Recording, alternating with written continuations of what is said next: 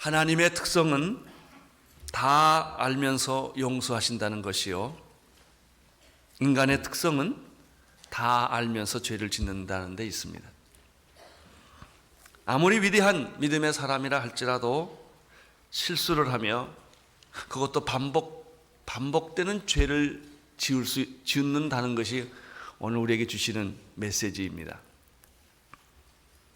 인간은 누구를 막론하고 완전할 수 없습니다. 사람에게 성자라는 말을 붙이는 것은 합당하지 않습니다. 단지 용서받은 죄인일 뿐입니다. 믿음의 사람 아브라함도 수없이 반복된 실수를 저질렀습니다. 이만하면 됐다 싶은데 그는 또 넘어지고 또 후회합니다. 이런 의미에서 고린도전서 10장 12절의 말씀, 그런즉 선줄로 생각하는 자는 넘어질까 조심하라 라는 말은 어떤 특정인에게 주어지는 말씀이 아니라 우리 모두에게 적용되는 말씀이라 믿습니다. 창세기 16장 1절부터 시작하므로 오늘 말씀을 시작하겠습니다. 16장 1절을 보십시오. 시작. 아브라함의 아내 사레는 생산치 못하였고 그에게 한 여종이 있으니 애굽 사람이요 이름은 하갈이라. 창세기 15장에서 하나님의 사람 아브라함은 영적인 깊은 체험을 합니다. 그가 두려워 떨 때 하나님은 나타나셔서 아브라함아 두려워 말라, 나는 너의 방패요 너의 상급이니라 라고 말씀해 주셨습니다. 아브라함은 용기를 갖기 시작을 했습니다. 하나님은 아브라함을 밖으로 끌고 나가서 하늘의 별을 보여주십니다. 셀 수 없는 허다한 별들을 보면서 이 별들처럼 내 자손은 이렇게 많으리라 하나님은 약속하셨습니다. 아브라함은 감격했습니다. 아브라함은 감동을 했습니다. 나같이 하찮은 존재를 하나님이 이렇게 귀히 여기십니까? 내가 하나님께 한 것은 배신밖에 없고 불신앙밖에 없는데 하나님은 아브라함을 끝까지 믿어주시고 격려해 주셨습니다. 너는 할 수 있다. 너는 실수하고 너는 불신앙에 빠졌지만, 내 약속을 믿지 않고 두려움에 빠졌지만 너는 믿음의 조상이 될 수 있다고 하나님은 계속 아브라함을 격려하셨습니다. 아브라함은 하나님의 격려에 힘을 입어서 하나님 나에게 증거를 주십시오. 이러한 하나님의 말씀을 믿을 수 있는 어떤 영적 증거를 주십시오. 하나님은 아브라함의 요구를 거절하지 않았습니다. 그리고 아브라함에게 짐승을 쪼개어 서로 마주보게 하라고 말했습니다. 아브라함은 아침부터 해질 때까지 그 쪼개는 짐승을 보면서 하루 종일 기다렸습니다. 해가 질 때 하나님이 임재하셨습니다. 하나님은 불러서 오셨습니다. 타는 횃불로.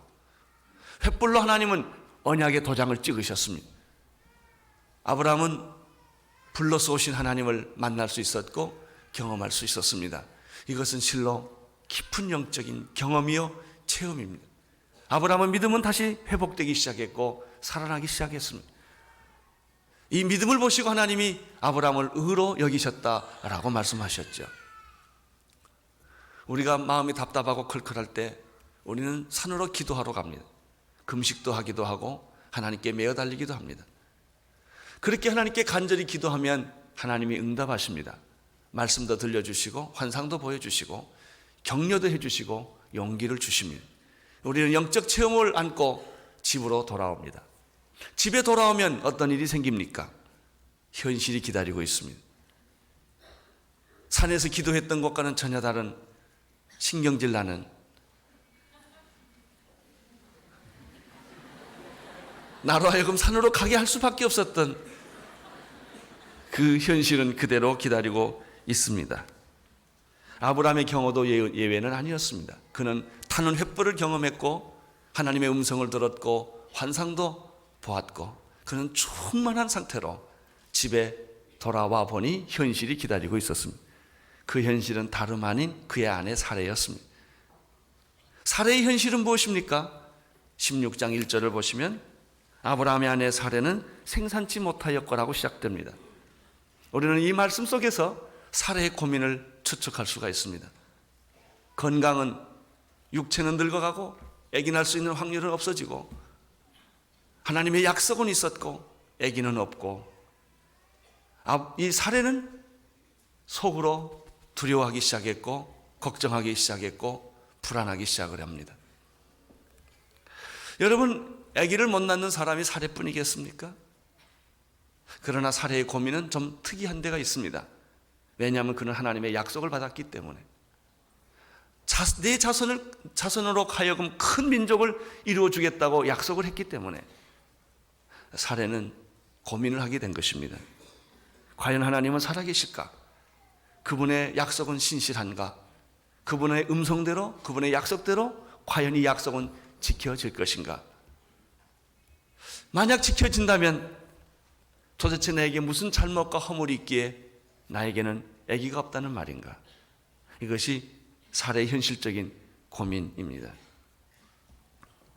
이러한 좌절감은 사례에게 부정적인 생각과 인간적인 생각을 하게 합니다. 인간적인 생각이라고 하는 것은 굉장히 설득력이 있습니다. 왜냐하면 인간적이기 때문에 그렇습니다.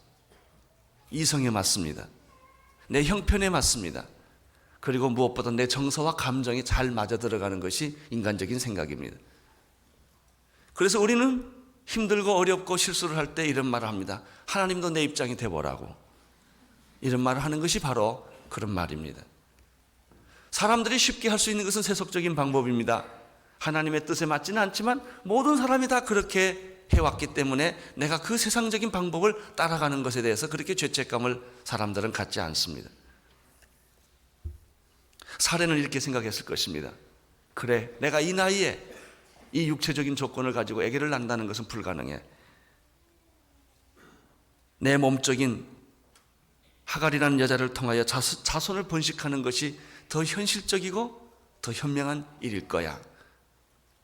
사례는 그렇게 생각하기 시작을 했습니다. 그러나 그것은 믿음의 생각이거나 하나님의 약속은 아닙니다. 단지 답답하니까 가진 사례의 인간적인 생각일 뿐입니다. 이러한 발상은 사례만 했던 것은 아닙니다. 아브라함도 똑같이 했습니다. 아브라함에게 아기가 없을 때 그는 하나님께 투정을 했습니다. 양자나 삼아서 약속의 자식을 삼지요. 하나님은 그 말에 대해서 정면으로 아브라함에게 그렇게 말합니다. 양자가 아니라 내 몸에서 태어날 씨야만 약속의 자녀다. 아브라함처럼 사례도 임신할 수 없으니까 내 몸종인 하갈이라는 여자를 통해서 아기를 씨바지처럼 낳으면 되는 것이죠 라고 사례는 생각하기 시작을 합니다. 2절을 보십시오. 2절 시작. 사례가 아브라함에게 이르되 여호와께서 나의 생산을 허락지 아니하셨으니 원컨대 나의 여정과 동침하라. 내가 혹으로 말미암아 자녀를 얻을까 하노라. 아브라함이 사례의 말을 들으니라. 2절에 보면은 사라의 실수가 나옵니다. 그가 믿음의 생각을 하지 못했을 때, 하나님의 약속을 계속 붙잡지 못했을 때 인간적인 생각을 합니다. 사라의 실수는 무엇입니까? 2절에 나오는 것처럼 자기가 임신하지 못한 것이 바로 하나님이 허락하지 않았기 때문이라고 단정한 데 있습니다. 사례가 아브라함에게 이르되 여호와께서 나의 생산을 허락하지 아니하셨으니, 사례는 하나님의 뜻을 마음대로 자기가 결정을 했습니다. 내가 이렇게 아기를 못 낳는 걸 보니까 하나님이 못하게 하셨다는 것이에요. 사례는 피어리드를 찍었습니다. 하나님은 컴마를 찍습니다. 지금 아기가 없지만 이제 곧 생길 거예요. 그러나 사례는 아기가 없다, 하나님은 없다, 약속은 없다 라고 자기가 마음대로 단정해버린 것입니다. 나는 여러분들이 여러분 마음대로 어렵고 힘들 때 단정하지 마십시오. 하나님은 이런 분이다, 하나님은 약속을 어기셨다, 이렇게 말하지 마십시오. 사례는 이런 실수를 저질렀습니다. 왜 하나님께서 아브라함과 사례에게 임신이 불가능한 나이까지 끌고 가신 다음에 아기를 주셨을까? 몇 가지 이유가 있습니다. 첫째는 하나님에게는 불가능이 없다는 사실을 가르쳐 주고 싶어서였습니다. 또 하나의 이유는 아브라함의 믿음을 테스트하기 위해서였습니다. 그가 정말 믿음의 조상이라고 한다면 이 정도까지는 가야 한다는 것입니다. 그것보다 더 중요한 것은 먼 훗날 동정녀에게서 메시아가 태어날 텐데 동정녀에서 메시아가 태어난다는 사실을 아무도 믿을 수가 없다는 것이죠. 지금과 같이. 그런 하나님의 아브라함에게 아기를 주심으로 말미암아 그런 놀라운 기적적인 일들이 일어날 수 있다는 구속사적인 하나님의 가르침이 여기에 있었던 것입니다. 여러분, 무슨 일이든지 해석이 되지 않고 이해가 되지 않고 불가능해질 때 의심하거나 절망하거나 단정하지 마십시오. 그것으로 모든 것이 끝났다고 말하지 마십시오. 하나님의 역사는 컴마입니다. 이렇게 어둡지만 새벽이 올 것이며 절망이지만 소망이 빛날 것이며 불가능하지만 하나님의 역사는 가능하다고 하는 이 놀라운 하나님의 섭리를 믿으셔야 합니다. 모든 일들이 불가능하고 어려워질 때 예수님께 찾아오십시오. 구속사적으로 이것을 해석해 보십시오. 기적이 일어날 것이며 축복이 나타날 것이며 상상할 수 없는 놀라운 일들이 여러분의 생애에 벌어지게 될 것입니다. 2절에서 사라의 두 번째 실수를 우리는 보게 됩니다. 그것은 그가 단정해버렸다고 하는, 하나님을 자기 수준으로 단정해버렸다는 그런 실수 외에 그는 실제로 자기 인간적인 생각을 행동으로 옮긴 데 있습니다. 자기의 몸종인 애굽 여자 하갈을 아브라함의 첩으로 준 것입니다. 이것은 극히 세속적이고 비윤리적이고 극히 인간적인 방법입니다. 동양 문화권에서는 시바지 문화권이 있습니다. 사람들은 급하면 원칙과 원리를 쉽게 무시하고 편법을 씁니다. 편법은 쉽고 첩경처럼 보입니다. 그러나 그 결과는 언제나 비극적이고 비참한 법입니다. 사례는 애굽에서 얻게 된 몸종 하갈을 통하여 임신하게 함으로 자기의 모든 문제와 불만과 갈등을 해결하려고 선택을 했습니다. 그러나 그것은 어리석은 선택이었습니다. 사례의 뜻대로 모든 것이 되지 않는다는 것입니다. 힘들고 어려울 때 감정적으로 일을 처리하게 되면 사고가 생기고 후회하게 됩니다. 지금 사례는 극도로 불안했고 두려움이 사로잡혔고 우울증 증세까지 있었습니다. 그래서 사례가 지금 행동하는 모든 행동은 정상이 아닌 것입니다. 그리고 실수할 확률이 너무나 많은 것입니다. 판단력을 잃어버렸기 때문입니다. 여러분, 어려울 때일수록 마음을 곱게 쓰셔야 합니다. 사람이 급하고 어려워지면 마음을 곱게 안 씁니다. 사례의 실수 다음에 이어지는 것은 아브라함의 실수입니다. 사례가 고통과 극도로 불안한 상황 속에서 그가 내뱉었던 말은 믿음의 말이 아니었습니다. 그건 세상 사람들이 쓰고 있는 방법이었고 그것은 극히 인간적인 제안이었습니다. 그러나 문제는 사례보다 아브라함에게 있습니다. 아브라함은 사례의 이 제안을 아무 생각 없이 비판 없이 수락했다고 하는 점입니다. 만약 그가 정말 믿음의 사람이었다고 한다면 사라의 제안을 그는 거부했어야 합니다. 왜 그렇습니까? 사라의 제안은 진실이 아니었기 때문에 그렇습니다. 그래, 내 몸종인 여자를 데리고 이 아기를 낳으시오 라고 하는 사라의 마음은 사라의 진심이었을까요? 아니에요. 그것은 투정이었고 그것은 갈등의 표현일 뿐이에요. 이때 아브라함은 이렇게 말했어야 돼요. 그가 정말 믿음의 사람이었다면 여보, 당신이 오죽했으면 그런 말을 하겠어. 포기하지 마. 절대 그러면 안 돼. 하나님의 약속을 믿어. 그리고 기다리자고. 임신하지 못한 사라를 위로하고 격려하고 용기를 줬어야만 마땅합니다. 그것이 믿음의 사람이요, 그게 남자입니다. 사례의 그러한 갈등을 아브라함은 이해하지를 못하고 그냥 인간적으로 수락하고 만 것입니다. 여기서부터 비극의 씨앗은 시작됩니다. 3절을 보십시오. 시작. 아브라함의 아내 사례가 그 여종 애굽 사람 하갈을 가져 그 남편 아브라함에게 첩으로 준 때는 아브라함이 가나안 땅에 거한 지 10년 후였더라. 아브라함이 믿음의 여행을 시작한 때가 75세였고 지금이 85세입니다. 이때 실수해서 아기를 낳게 되는데 이스마엘인데 그때가 76세입니다. 10년의 세월이 지났다는 뜻은 무엇일까요? 10년의 세월이 지났지만 아브라함의 믿음은 성숙하지 않았고 완성되지 않았다는 것을 의미합니다. 그는 넘어지고 또 실수를 합니다. 여기서 배우는 것은 무엇입니까? 세월이 지나면 사람은 성숙해지는가? 나이가 들면 사람은 성숙해지는가? 아닙니다. 세상을 사는 요령만 배우고 테크닉만 발달될 뿐입니다. 나이가 들었다고 인간은 성숙해지지 않습니다. 100년이 지나면 인간은 성숙해질 것인가? 그렇지 않습니다. 인간은 역시 죄인이고 실수할 수밖에 없는 죄인이라는 사실을 깨달을 뿐입니다. 아브라함은 불행한 선택을 합니다. 그는 순식간에 믿음을 잃어버립니다. 4절을 보십시오. 시작. 아브라함이 하갈과 동침하였더니 하갈이 잉태하여 그가 자기의 잉태함을 깨닫고 그 여주인을 멸시한지라. 불행한 선택은 불행한 씨앗을 낳게 됩니다. 아브라함과 하갈이 동침하게 되었고 쉽게 임신을 합니다. 사례는 그렇게 임신하고 싶었지만 임신되지 않았던 그 임신이 하갈의 경우는 그날로 됩니다. 임신한 것을 알게 된 하갈은 어떻게 변합니까? 그가 사례의 몸종이었지만 주인의 위치로 돌아가려고 합니다. 그것이 하갈이었고 그것이 모든 인간들의 속성입니다. 아기를 가졌다는 사실 때문에 그는 여주인 노릇을 하려고 하는 것입니다. 이것은 원래 사례가 의도했던 일은 아니었습니다. 사례는 단순히 하갈을 임신의 도구로 씨바지로 쓰려고 했던 것입니다.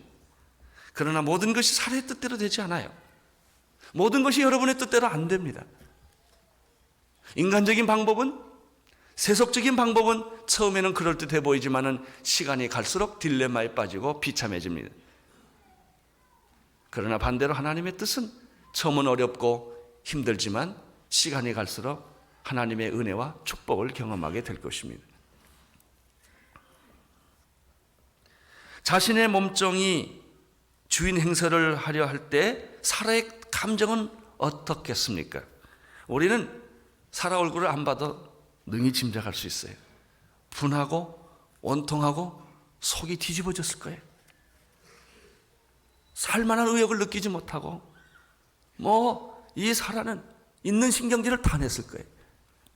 그 얘기가 5절에 있습니다. 5절 보십시오.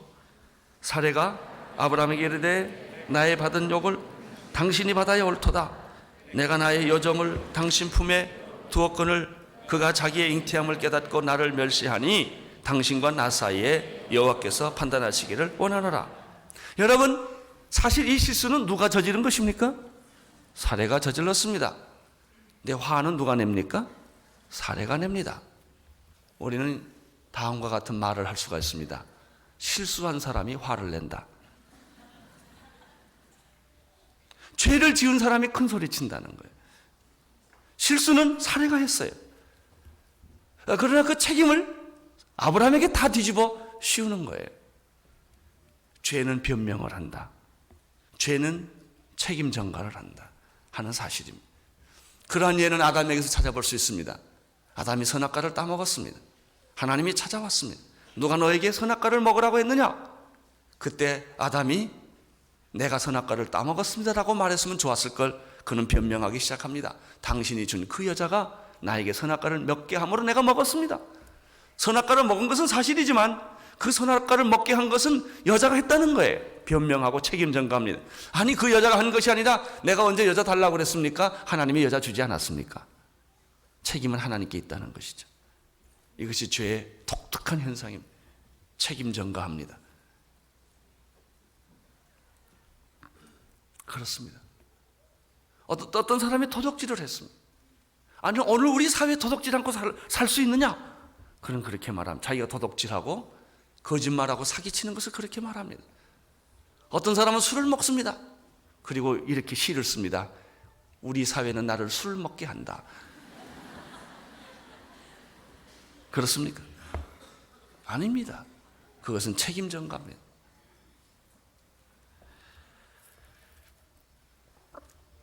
사례는 아브라함에게 적극적으로 항의를 합니다. 그 실수는 다 당신 때문이라고 이야기를 합니다. 여러분, 지금 이 시점에서 항의한들 무슨 해결책이 있습니까? 이미 생겨진 애가 지워질 수 있습니까? 이미 쏟아진 물입니다. 뒤돌아갈 수 있습니까? 안 됩니다. 우리는 이러한 상황에 부딪혔을 때 현명하게 대처를 해야 합니다. 그러나 대부분의 많은 사람들은 감정적으로 대처를 하고 분노를 쏟아붓습니다. 분노를 쏟아붓으면 어떤 일이 생깁니까? 더 어려운 일이 계속 생깁니다. 가장 지혜로운 것 같아도 결과적으로 보면 미련한 짓을 한 것이고, 제일 빠른 길을 선택한 것처럼 보였을지라도 막상 가보니까 자기가 제일 늦었다는 것입니다. 6절을 보십시오. 6절 시작. 아브라함이 사라에게 이르되 그대의 여정은 그대의 수중에 있으니 그대의 눈에 좋을 대로 그에게 행하라 하매 사레가 하갈을 학대하였더니 하갈이 사레의 앞에서 도망하였더라. 아브라함은 사레의 거친 항의와 요구를 거절할 수가 없었습니다. 그래서 아브라함은 사레에게 이렇게 말합니다. 그대의 눈에 좋을 대로 그 여자에게 행하라. 이것이 아브라함이 행했던 두 번째 실수입니다. 아브라함은 그렇게 해서는 안 됩니다. 사레가 하갈을 몸종으로 줄 때 거절했어야 합니다. 그러나 일이 그렇게 벌어진 다음에는 하갈을 학대해서는 안 됩니다. 두 번째 실수를 하는 것입니다. 최소한 아브라함이 겪어야 할 책임은 져야만 했습니다. 그러나 사레와 하갈이 싸울 때 아브라함은 사레의 손을 들어줬어요. 하갈을 무참하게 버린 거예요. 하갈이 무슨 죄가 있습니까? 첫 단추를 잘못 끼면 계속해서 단추를 잘못 끼게 됩니다. 아브라함만 계속적인 실수를 하는 게 아닙니다. 사라도 계속적으로 실수를 합니다. 그는 하갈을 학대합니다. 처음에 하갈을 아브라함에게 처벌을 줄 때와는 전혀 다른 태도입니다. 사례도 자기의 몸종을 아브라함에 처벌을 준 것 자체가 잘못된 것입니다. 잘못되었다면 일이 이렇게 된 마당에 하갈을 학대해서는 안 됩니다. 그러나 사례는 복수하듯이 하갈에게 학대를 합니다. 하갈이 갈 데가 어디 있을까요? 그는 사례를 떠납니다. 이것이 인류의 역사입니다. 잘못된 시작은 잘못된 결과를 낳고, 잘못된 결과는 무책임과 학대를 낳고, 결국 학대는 그 사람을 떠나게 만드는 것입니다.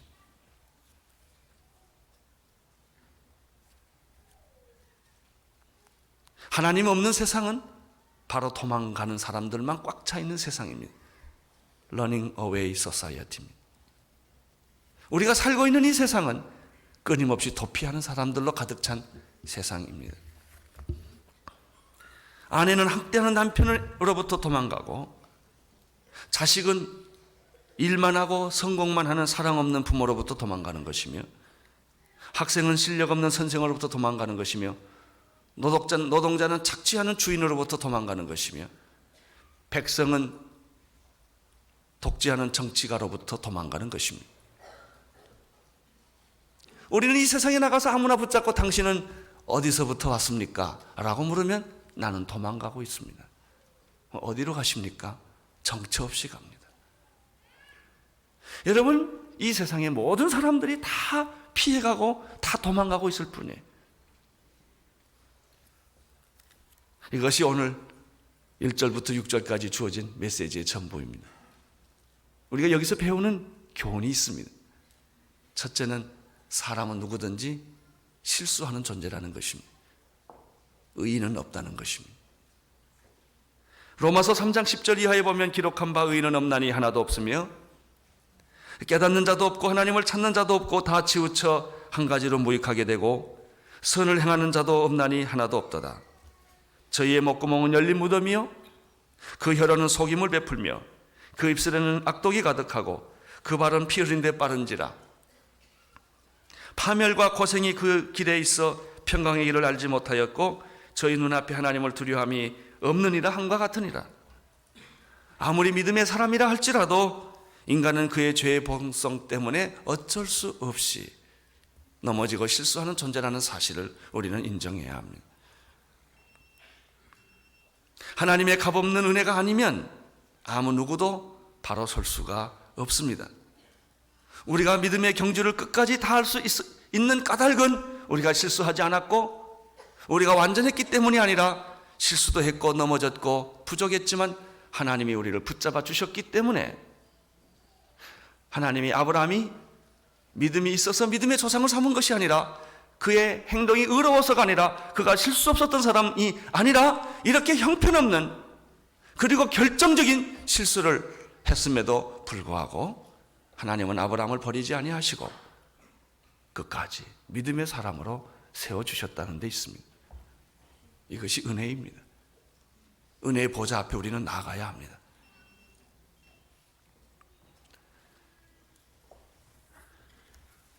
생각해 보십시오. 누가 떳떳한 사람이 있겠습니까? 믿음의 사람도 실수를 한다.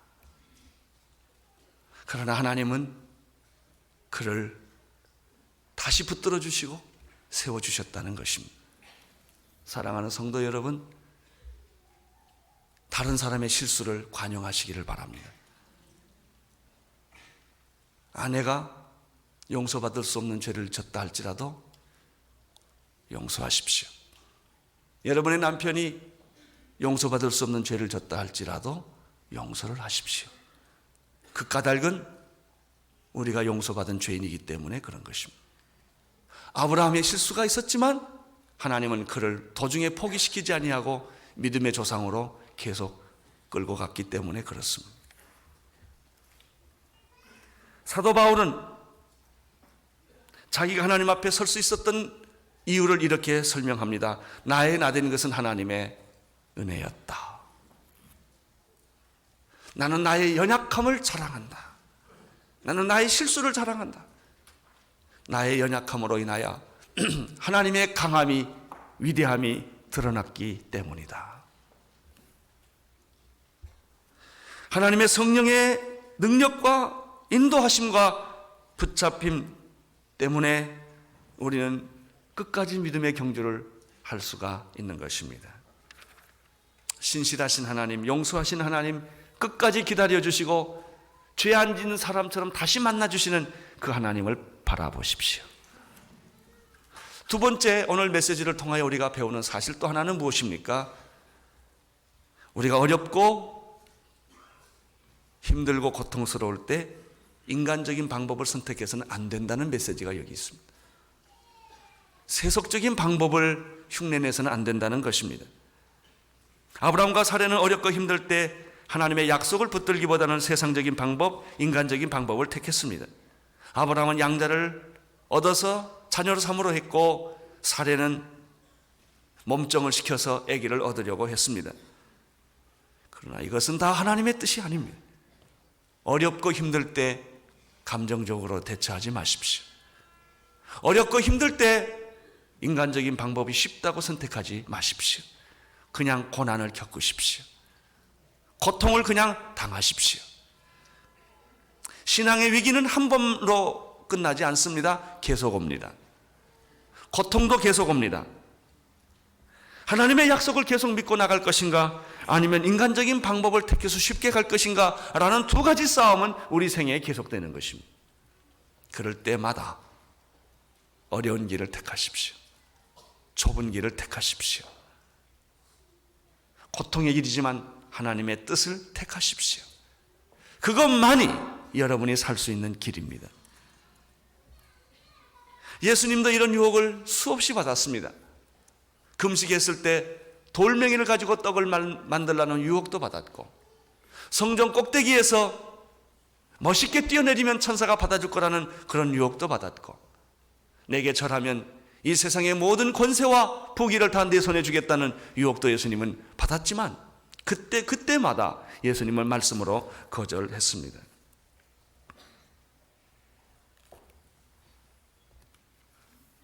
아브라함은 인간적인 생각과 세속적인 방법을 택했기 때문에 그가 한 실수는 보통 실수가 아니라 주님 오실 때까지 겪어야 하는 고통이에요. 그렇게 해서 난 자식이 이스마엘이었고 그것이 바로 아랍의 조상이 된 것입니다. 세 번째, 오늘 이 메시지에서 우리가 발견할 수 있는 교훈이 있습니다. 그것은 아브라함이 회복할 수 없는 엄청난 실수가 있었음에도 불구하고 하나님은 자기의 계획을 포기하지 않으셨다는 것입니다. 인간의 실수는 하나님의 계획을 포기시킬 수가 없습니다. 인간의 죄는 하나님의 사랑을 막을 수가 없습니다. 죄보다 큰 것이 하나님의 사랑이요, 실수보다 큰 것이 하나님의 섭리와 계획입니다. 믿음의 사람도 실수할 수 있다는 사실, 실수가 있었음에도 불구하고 믿음의 사람들은 하나님의 은혜로 다시 일어선다는 사실, 오늘 여기서 우리가 배우게 됩니다. 약속의 말씀을 붙잡으십시오. 어렵고 힘들 때 인간적이고 세상적인 방법을 택하지 마십시오. 그냥 가십시오. 믿음으로 가십시오. 하나님의 약속과 축복은 반드시 나타날 것입니다.